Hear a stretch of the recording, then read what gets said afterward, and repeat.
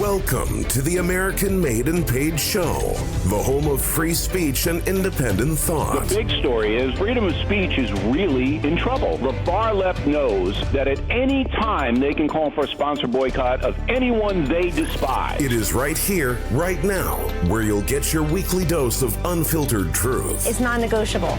Pre-existing conditions will be protected. This president has said this as a candidate. Insight. Very few people I know could have handled it. We can never, ever let this happen to another president again. And information that challenges the American way of life.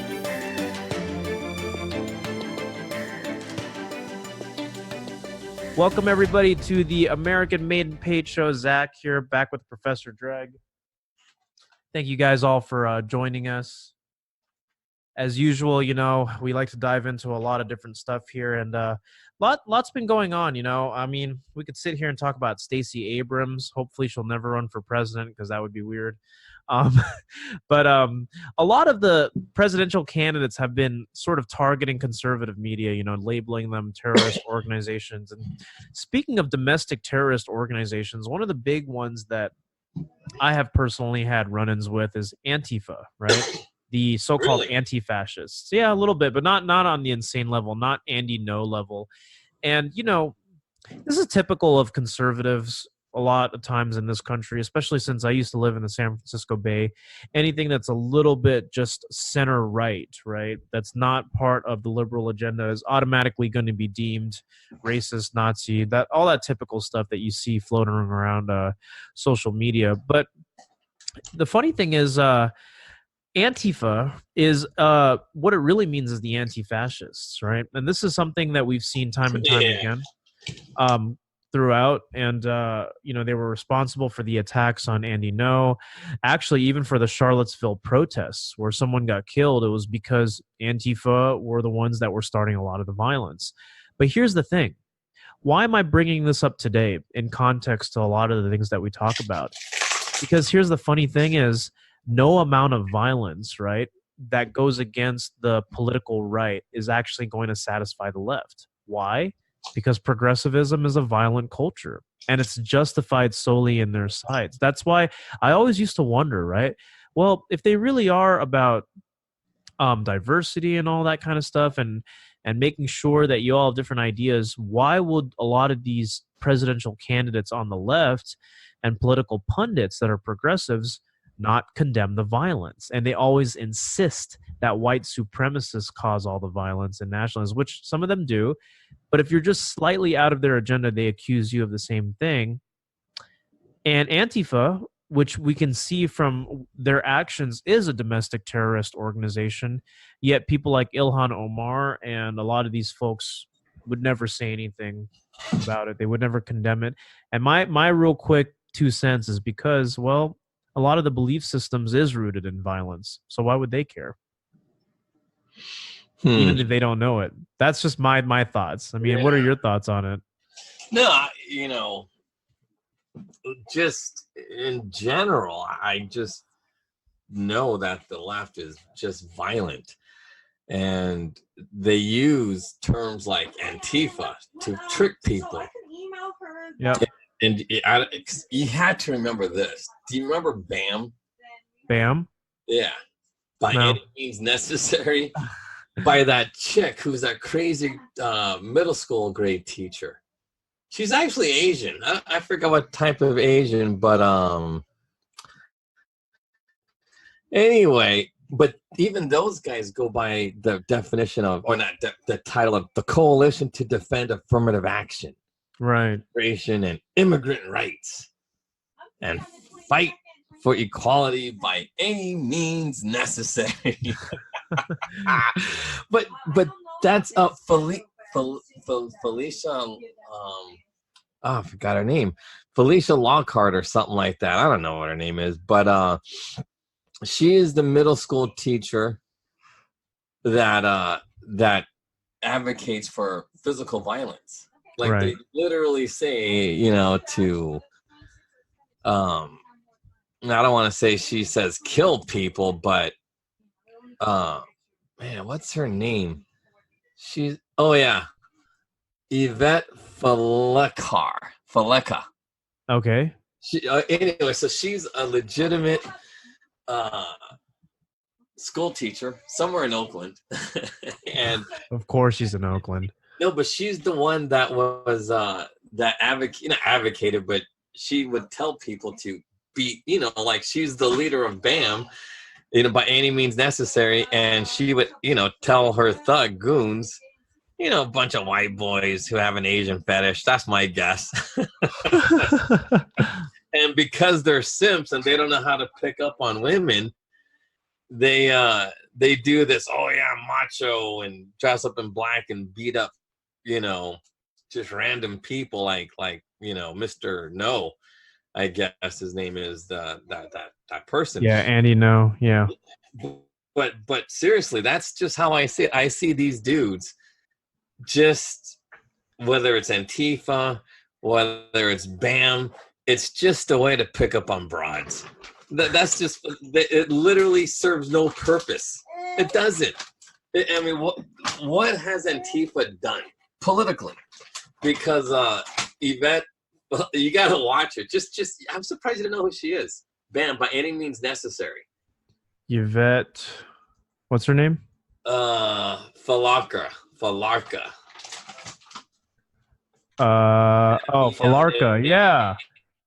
Yes, I do recall her. Yes. Yeah, that's just, so she is. I've seen her before. That's right. Yeah, she's that school teacher. But anyway, but think about this. What is, seriously, they're not. I mean, because come on, is Antifa really fighting fascism? Of course not. No, everybody knows that. It's they're pretending to be an arm, the militant arm of the Democrat Party. And they're not, and if that's the case, then they are because fascism is when the government controls things, simple. Right. So if they're anti-fascist, they would be anarchists. But they're not anarchists. They're just the militant arm of the Democrat Party, which wants bigger government. So that definition isn't real. But what is real is how BAM is a very violent group like Antifa, more violent than Antifa, actually. Yeah, they justify violence. I'm looking at it now. I didn't know much about Yvette, but this is crazy. Yeah, so anyway, but she's the face of BAM, and she's an Asian broad. And all of those dudes in BAM are, I want to say, like 100% white simps. And they have this weird fetish. Like this, I'm telling you now, most of these dudes, you would think, I mean, I'm going to say it. but the thing is like this. In the real world, these dudes would be considered borderline gay. Uh-huh. And because there is no science that backs the statement that gay people are born to be gay. Mm-hmm. It's just not real. Sex is always going to be a behavioral choice. So on that note, these dudes from Antifa, BAM, whatever, this is just their way to pick up on girls. But think about it. What options do they have? Like that professor a real professor from San Jose State hit a guy with a bike lock and busted him open in one of those rallies in Oakland. Berkeley, Oakland. He's a real professor. But if you look at him, he was on Tucker Carlson. Come on. This dude his Adam's apple was about as thick as his neck. That's how skinny his neck was. You know what I mean? I mean, he had no muscle whatsoever. But he talks a big game. Oh, I'm part of BAM. And, I hit the street. So all his students are like, oh, wow, he's a big, tough man. But he's not. He's just a wimp. He's just a wimpy dude who couldn't fight in real life. But look, when you're confronted by Antifa, everybody in Antifa knows that you're not going to get beat up. Right. You're not. Why? Because nobody goes to these rallies, at least on the right, looking for a fight. They just don't. That's right. That's right. And I think that's a big thing you just touched on there. No one is looking for a fight. Even the But Proud Boys aren't looking for a fight. yeah, They're just a bunch of goofy dudes looking for attention. Not so much a fight, but they're looking for attention. And because they tend to be pretty big, they know they're not going to fight. But like, I don't know if you remember that guy Tiny from the Samoan dude. And he was like, yeah, when I was part of the left, all I wanted to do was just beat people up. right. But then once I found out the truth, he was like, I didn't care. And like, now I'm on the right, and if people want to beat me up, I can defend myself. Right. And it's a paradigm switch. But the thing is like this, these dudes, this is how they pick up on chicks. It's kind of like, and the question, because why would Professor Drake say anything like this? Yeah. Well, because being who I am and where I'm from, I've had the luck to experience many different life forms, very different, cultures and genres of people. So I was lucky enough to be a nerd. I was lucky enough to be a jock, but I was also lucky enough to grow up with all the mods and the punk rockers. Right. And if you know anything about mod's a style, or gothic. It's where all of the ugly kids that really they're too dumb to be nerds. They don't have enough talent to be in a band. They're not athletic enough to do sports. But what they do have is this ability to be god awful weird. Really weird. And that's how they pick up. So a lot of dudes became gothic, and and every once in a while there's a hot gothic chick. Right. It's just, and that's how you pick up on chicks, just by being weird. And it's the same thing with this Antifa stuff. It's a way, it's kind of like being like a political mod. You're ugly. You have no ability. You have no say in anything. Like, nobody cares about you unless you act out. Right. And this is how they're picking up. It's a weird thing, but this, like, it's. Do you think I think that's true, because it's like when you look at Antifa. That was a counselor. She sneezed. When you look at the Antifa people, right? A lot of these guys they look like they're basement dwelling. They don't work out. They're not macho men. They fight for feminism and all that. Yeah. Maybe it's a false sense of manhood that they're looking for, because they're always out looking for a fight, and they always wrap bandanas around their faces and put the ski goggles on, and it's just like, it's like a kid who's 6 years old who's trying to dress like a goalie to go to a fight, which is or just some weirdo trying to trick or treat. You know what I mean? A little kid trick or treating. Oh, who are you? I'm Jason. I don't know, but it's people really, like, if you really break down who they are, that's who they are.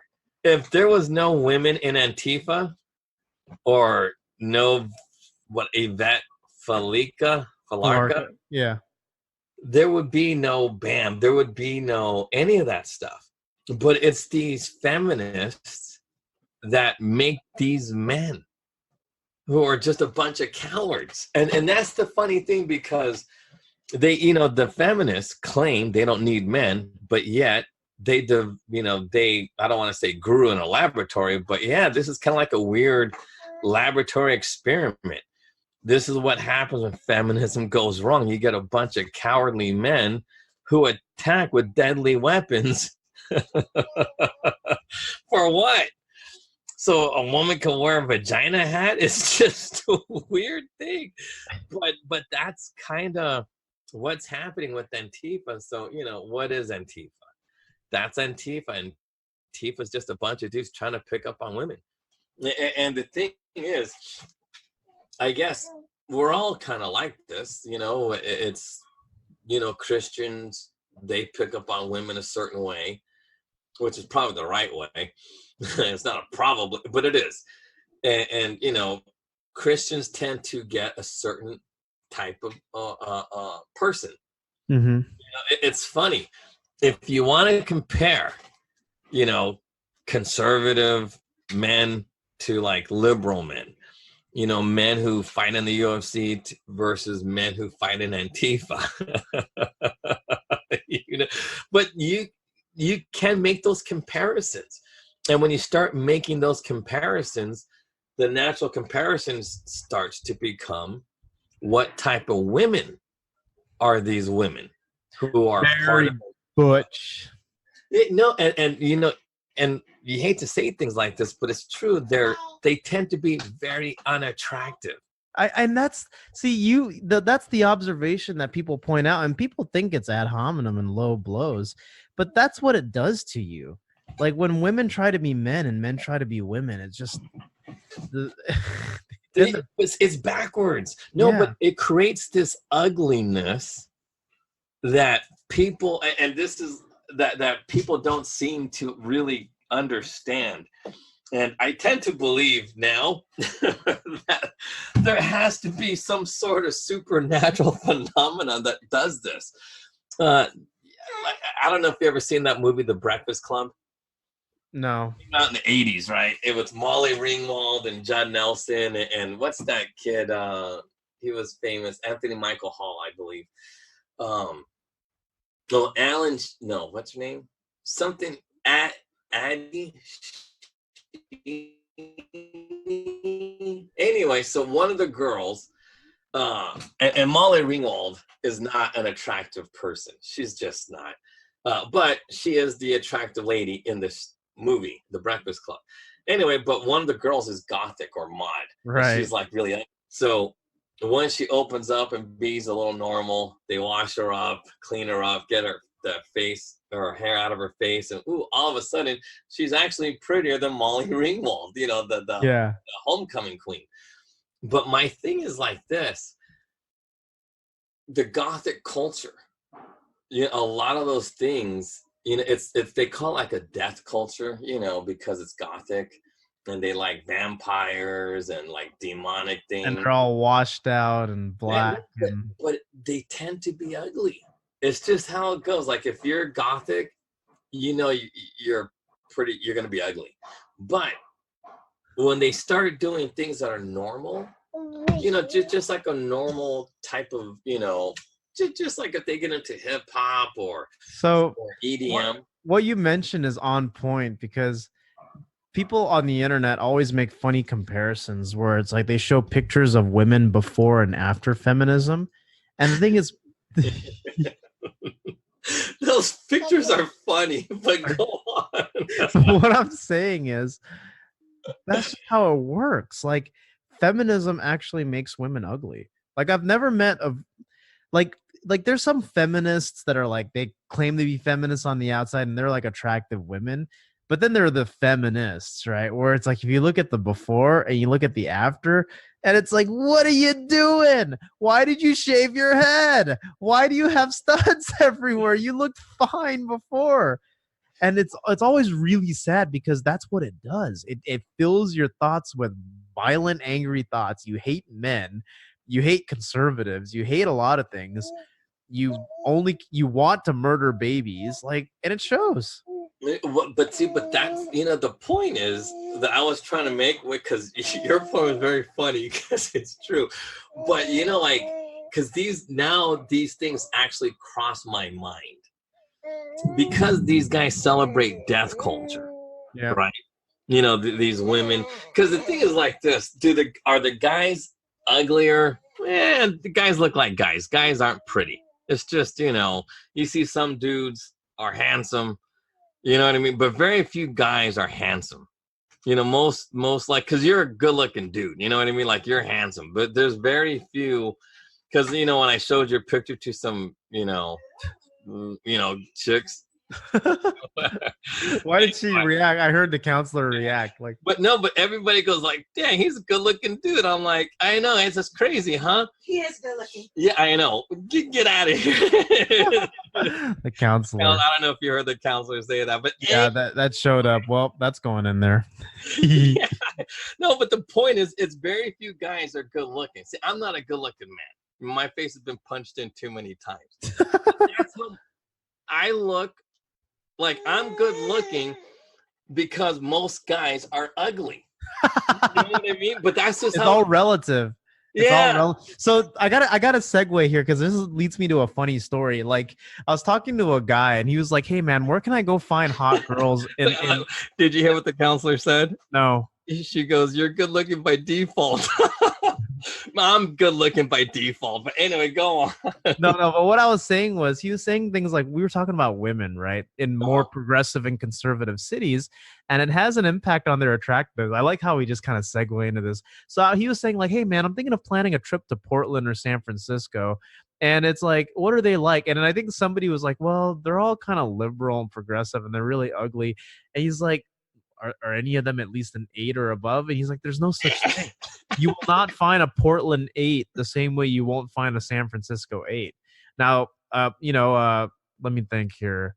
And Atlanta, Georgia, like 6 or a 7 is probably going to be like a 9 out here just because it's all relative. Here's the thing that I learned about the Bay Area. When I was in San Francisco, dude, your standards for women just dropped. I'm just going to be honest because they're just all like, you know what I'm trying to say, right? No, but that's why that song "Baby Got Back," it's a real thing. LA face with an Oakland booty. Because yeah. The Bay has nothing but ugly chicks. I mean, the hottest girl in the Bay that you'll see average that's like working in, tech or design or whatnot. There's like, you're like a 5 in like, I don't know. What's a city that has a Scottsdale, Arizona? Scottsdale, Arizona got good looking girls. Like it's just, yes, I believe it. Actually, Arizona in general has good looking girls. I will say that. That's one thing that I think is because here's the thing. It's also like suburban, small town. Like that's actually better. Like I think women just like you work 80-hour weeks. It stresses you out. You got to find a husband. It keeps you good looking. Well, two things I'll say about that. But my point was this.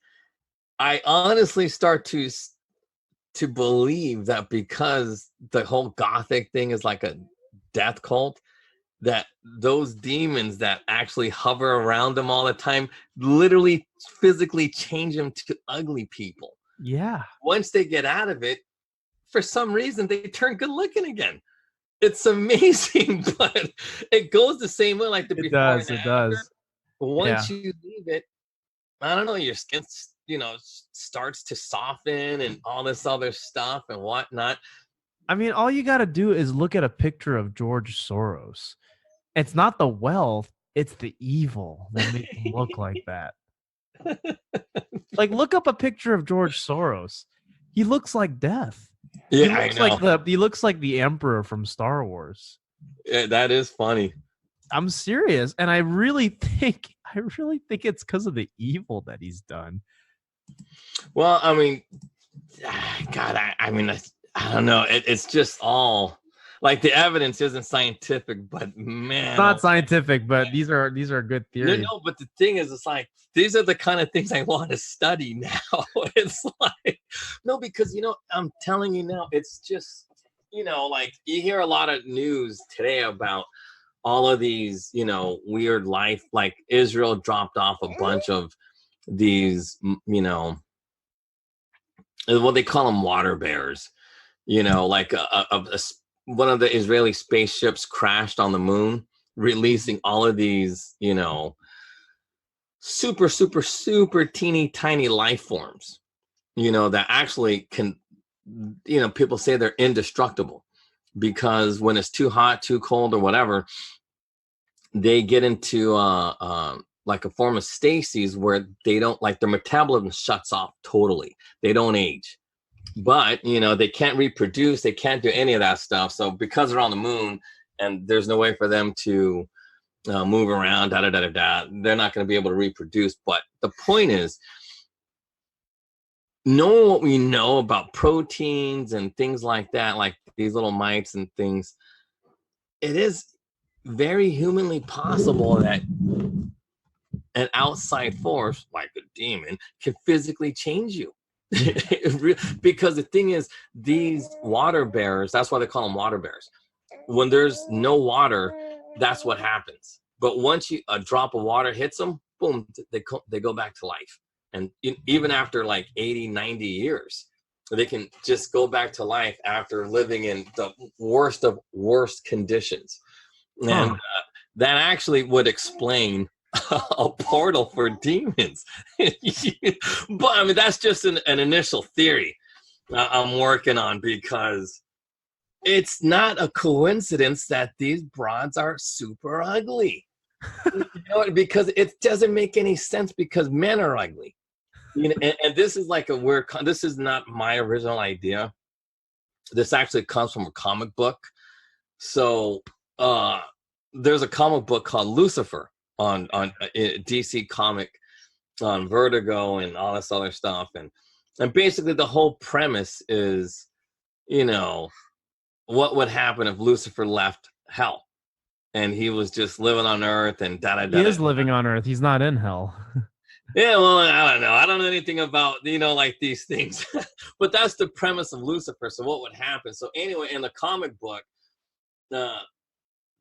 Lucifer is actually, without knowing, he's redeeming himself.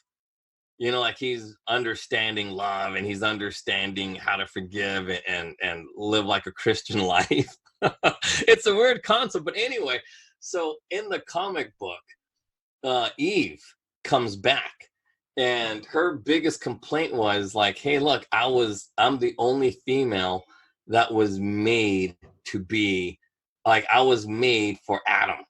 I was not given a choice. I was made for him. And, you know, and she's trying to explain why she was evil or, you know, whatever. And that's why, because she said, because she wanted to rebel because she had no say in the matter. She was just given to Adam, and she really, I mean, she didn't hate him, but she goes, you know, it was just, I wasn't given a choice. And that was just, and so my life, and then, you know, like, I guess her kids would be Cain and Abel or something like that. And, you know, just all the trouble. I was like, yeah, it was like, you know, I had no training. I didn't know anything. One kid kills the other kid. And then she was just like, you know, because I don't know, she, according to the comic book, she already knew what was gonna happen, and I had no say in and anyway, so yeah, it's just a weird concept. But my point is, these people, right? These gothic people, that's their mentality. They always think that they have no choice. See, Eve can make that claim because she was the very first one. She was created from Adam's rib. Right. But nobody else can ever make that claim. Nobody else. But that's the one thing all of these gothic broads always make. I had no choice. I didn't ask to be born. This and that. And if you talk to anybody in Antifa, talk to anybody in BAM, they all have that mentality. I had no choice. Everybody has a choice. You're not Adam. Well, Adam didn't really have a choice, but, you know, but he had more choices than Eve. Right. Eve was literally made from his rib. Which is, you know, kind of weird, because I actually have an extra pair of ribs. Which is, yeah, because, you know, most people have whatever, and I actually have one extra pair. Which is really bizarre, because that's why I'm so fascinated with the whole rib concept. And I'm like, wait a minute. Why do I have an extra pair of ribs? It actually is possible. You know, maybe that's why because I don't know if any people really don't know this, but if you ever read The Lion, the Witch, and the Wardrobe. Yeah, Chronicles of Narnia. Yeah, that's actually like a Christian story. Yeah. It's you know, and they call everybody the sons of Adam and the daughters of Eve.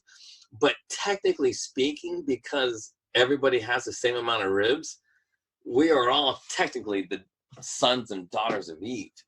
I would be a son of Adam because I have the extra pair of ribs.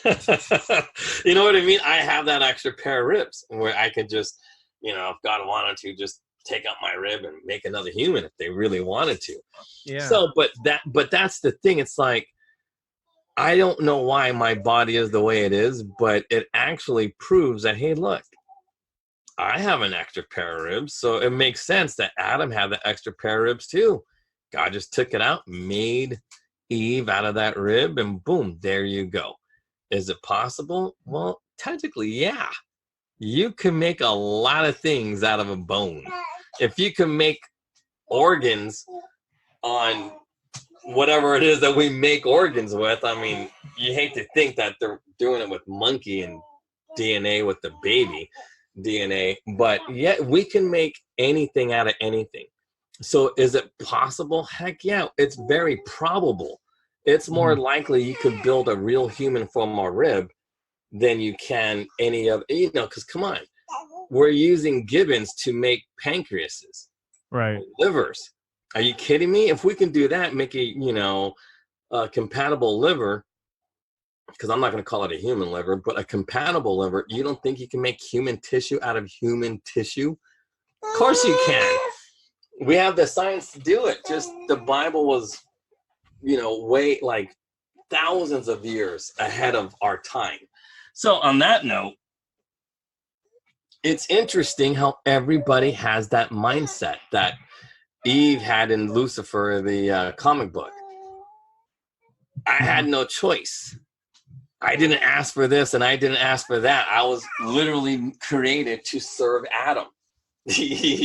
and that's what a lot of these Antifa, that's their whole thing. These feminists, they hate the fact that they think they have no choice, but they got every choice in the world. That's an interesting way to kind of tie it all together. I didn't actually think about that. They feel like, and that's the same way they justify, like, I was made this way, I was born this way, there's no choice. Socialism is the key because not everyone's equal. But see, this thinking comes from the comic books. I'm not kidding. Lucifer is an old comic book that maybe like came out in the 90s or maybe 2000. I forget when it started, but this death culture has been around for quite some time. And I've been lucky enough, because remember I told you the story about Pee-Pee Girl?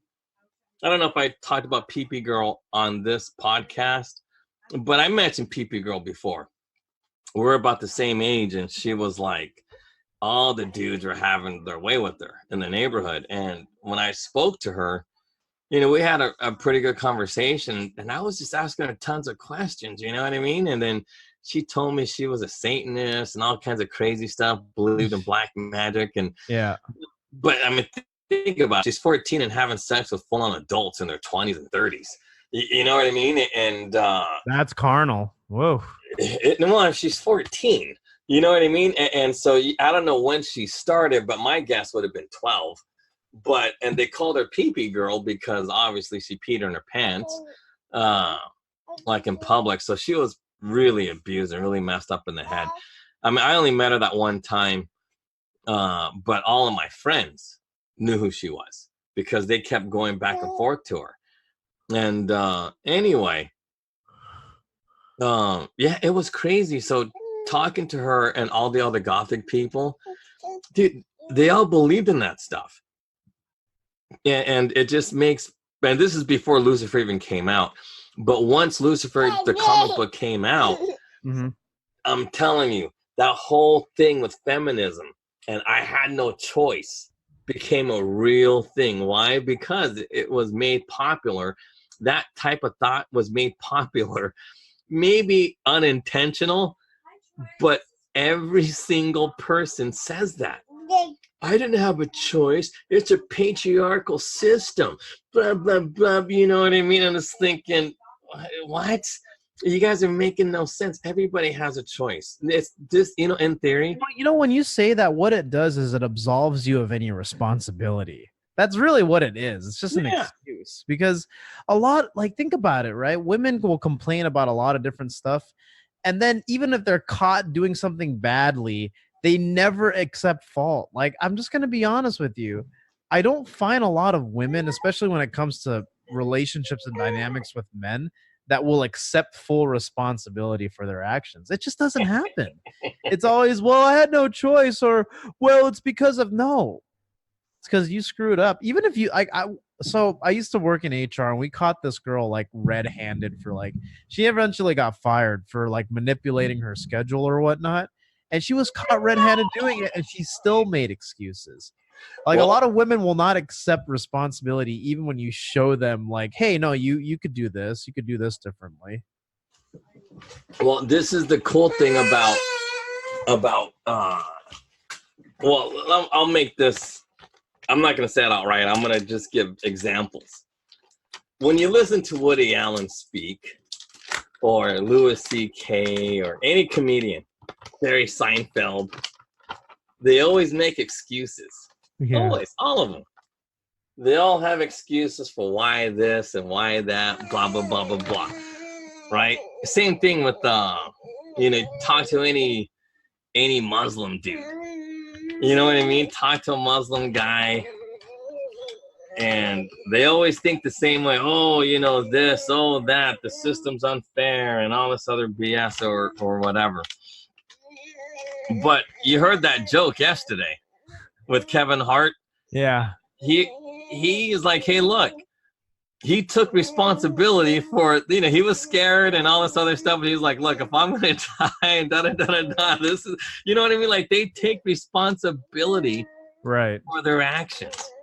They might complain a lot, but deep down inside, the root of all of these people will always take responsibility for themselves. I know, she's just all like, sorry about that, listeners. But, you know, it happens. Yeah, baby.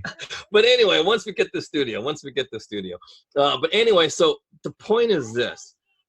When people, very few cultures or ideologies teaches you to be responsible for your own actions. Very few. That's why this country is so great. All of these immigrants want to come to this country. Because why? This is the only country where it is expected that you can make it or break it based on your own hard work or lack of hard work. No excuses. You just come here. You don't need a handout or anything. You just want the opportunities. And that is a unique principle of Christianity. It's unique to Christianity.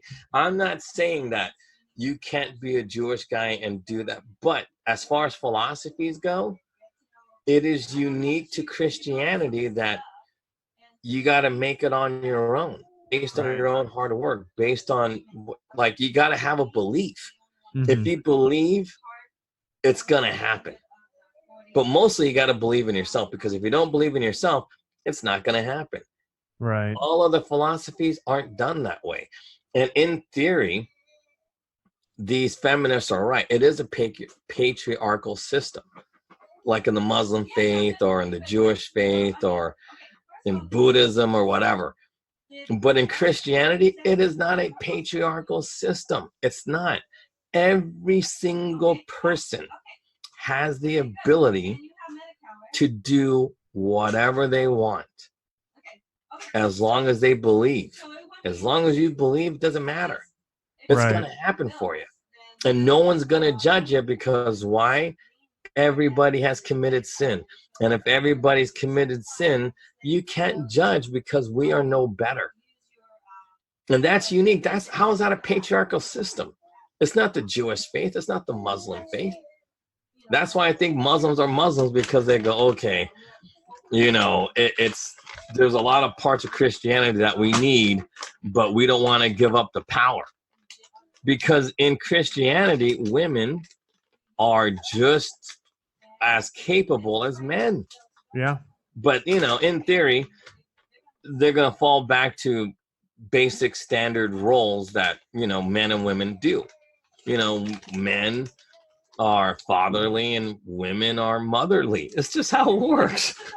I mean, but it doesn't mean a woman can't work. It doesn't mean a woman can never be a judge, or a woman can't be the president or be a leader or anything like that. It's just that there's gender-specific roles based on biology, and that's that. But that's not a patriarchal system. It might be patriarchal in Germany, but it's not patriarchal in the United States. It might be patriarchal in Indonesia, but it's not patriarchal in the United States. How can any Antifa person believe that it is patriarchal here? Come on. You know what I mean? If it was so patriarchal, how come Obama couldn't get Michelle Obama to shut up? You know what I mean? It's like in a real patriarchal system, Michelle Obama would have had no influence on any public policy. You know, believe it or not, Ivanka Trump doesn't really say much. Yeah. You know what I mean, I don't know why. Talking about Melania Trump or Ivanka Trump? I feel like Ivanka. Melania.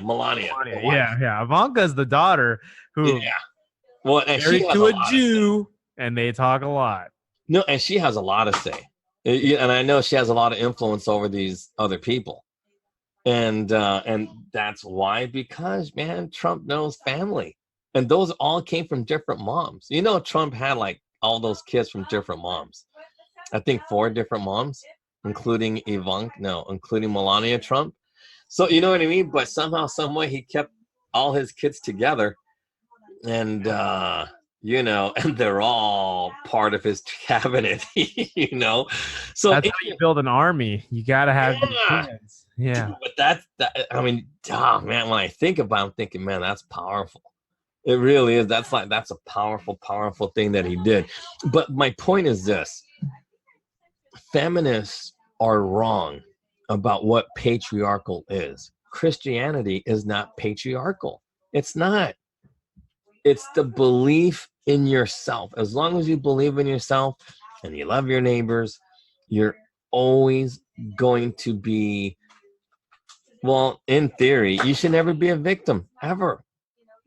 Never be a victim. How can you be a victim if you love yourself? It doesn't matter if you're rich, poor, it doesn't matter. You know, and that's the thing that people don't get.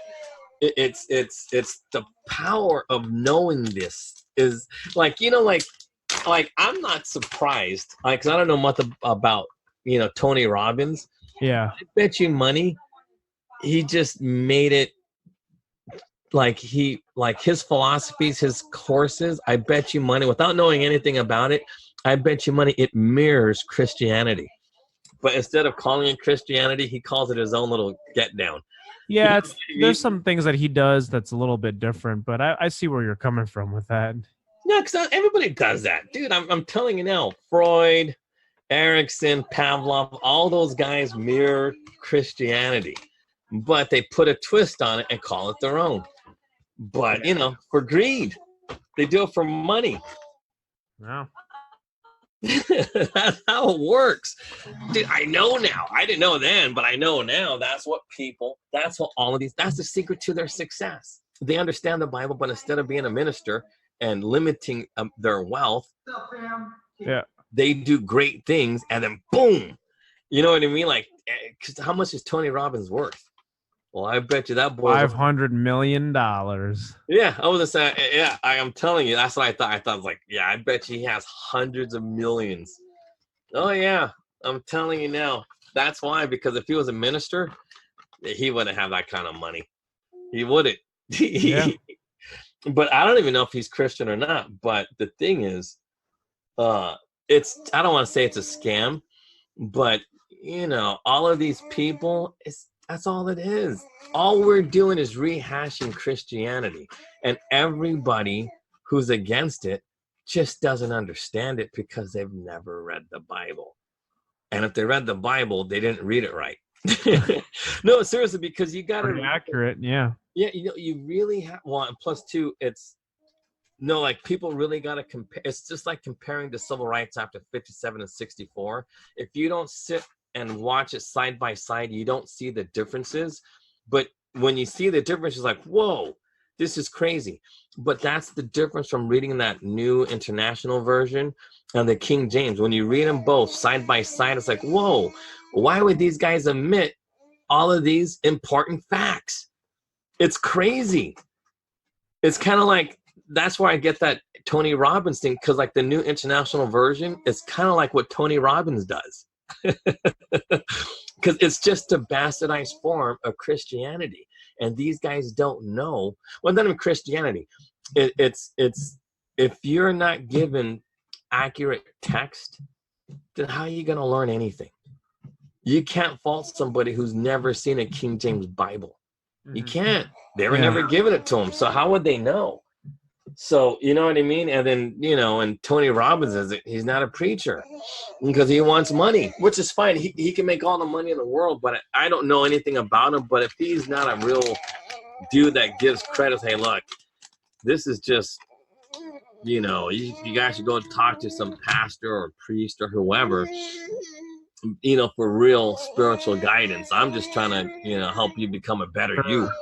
You know what I mean? No, that makes perfect sense. And, you know, it's the deviation from that. It changes it. We got to wrap this up in a few minutes. But what's to take it back to the terrorist things, do you think that it's just made confusion and violence because things get swapped? Because here's the thing. When you try to reason with these people, they can't. They just, like, it just doesn't compute. Like, common sense is no longer a thing. In fact, even showing them where they're wrong isn't even something that works anymore because there is no acceptance of responsibility any longer.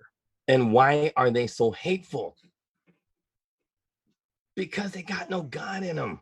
That's the whole point. If you don't understand the basic principles of the first amendment, first commandment, there is no way you could ever be reasoned with because you're that angry. Think about it. There is the most dangerous person in the world is the guy who hates himself. All those people who hate themselves, they're the ones that are, you know, like Jeffrey Dahmer. You know what I mean? It wasn't enough for him to just kill a guy. He really had to eat him. Think about that. He had to eat him. He was filled with self-hate. He hated himself. And that's just how, like, look at a terrorist. Look at a suicide, you know, bomber or kamikaze pilot. Dude, come on. You really got to hate yourself, hate your situation to kill yourself. And then, hey, I'm going to bring all kinds of dudes with me. Trust me on this. If you don't have that first, that's why it's the very first one. Because that self-hate, all of those gothic people, come on, when they look in the mirror, do they really think they see beauty? Or do they see beauty in hate? Beauty in death? That's what, and so they want everybody to hate just like them. And that, why do you think they're like, oh, no hate, no hate? Yeah, but you guys are filled with hate. You guys just are blind to irony. Seriously, you know what I mean? Like, this death culture brings death. That's why it's called death culture. It literally is all about death. So if you're constantly celebrating death, come on. It's ironic that these guys don't see it. It's the irony. So how do you fight that type of hate? Well, and it's really hard just coming from a psychiatric perspective. You always got to teach these people to, you know, not, you know, swing for the fences. You don't love yourself. Why don't you try liking yourself first? You know, baby steps. First, why don't you try doing something you like? And then gradually have a series of things you like to now you can like yourself enough for about 5 hours. Right, just like yourself for 5 hours and go back to hating everything. But then it's a long process for a lot of people just to like themselves. And then you got to teach them to love themselves. It's not, dude, everything Antifa stands for. That's why they're terrorists. I mean, come on, think about it. How come Muslims are so successful at being suicide bombers? They are taught to hate themselves. Yeah. They have to submit to their God.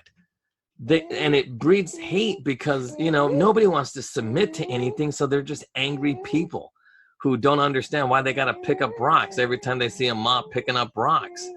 You know what I mean? Think about that. You know, no, because I laugh at this because it's like, man, this is really like the Stone Ages. These dudes are picking up rocks because they disagree with somebody. Yeah. You know, and they have the right to do that. It's insane. Think about that. And I bet you 90% of those dudes don't even agree, but because the main guy picked up rocks first, everybody else got to pick up rocks.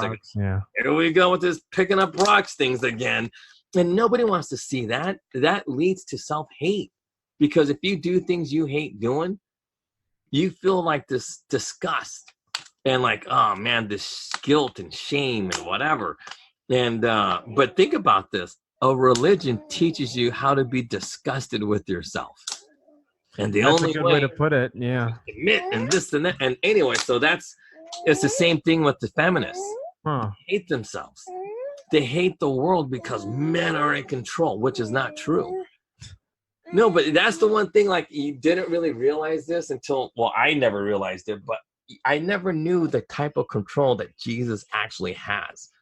Dude, like, he literally wrote the Constitution. It's a crazy thing, but our whole justice system is based on that Constitution, which is based on the Bible, which is based on the Christian principles in the Bible, which is crazy. Like, nobody ever puts those together. So it's not like, oh, patriarchy. Nah, man, are you kidding me? Jesus fought for your rights more than anybody else. He actually made it harder to be a man. Because, come on, men left to their own devices, I would have like 15 wives, hundreds of kids, like a king or a queen, because that's what men do. Men collect women if left to their own devices. You know what I mean? But Jesus actually stopped all that, put it in our heads. Hey, look, even nasty thoughts are bad. Okay, Jesus. You know what I mean? But it's the truth. Right. You know, nasty thought. And come on, think about this. All of these feminists who believe we live in a patriarch society has no clue about what Jesus was saying. Literally no clue. Mm-hmm. He was the one that put us in check. It wasn't, the Old Testament. In the Old Testament, we could have multiple wives and date 12-year-olds. All this other stuff. That's right. That's right. That's why Muhammad did it. Muhammad wanted the old days back. Is like, forget this Jesus stuff. I want the old way. And so, but that's the thing. Like, feminists just don't get it. They really don't.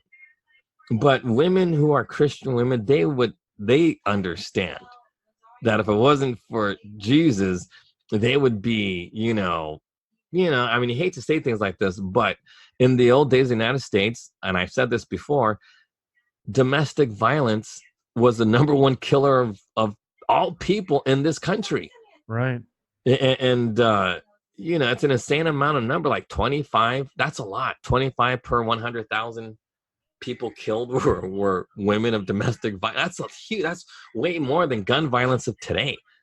And but if it wasn't for Christianity, it would be way, way worse. Well said. Yeah. Well, we got to wrap it up there. I got to run. But thank you guys for tuning into the American Made and Paid show, and we will see you all soon. Take care.